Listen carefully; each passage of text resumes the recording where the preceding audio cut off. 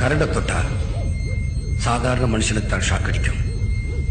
நான் நரசிம்மா, என்ன தொட்டா கரண்டுக்கே ஷாக் அடிக்கும்.